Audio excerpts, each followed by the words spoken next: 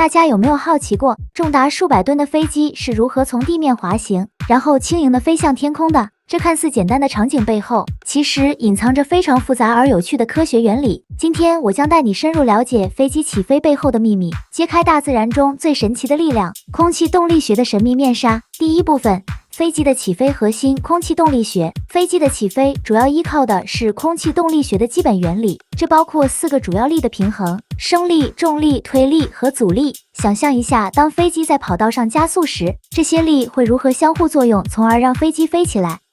升力。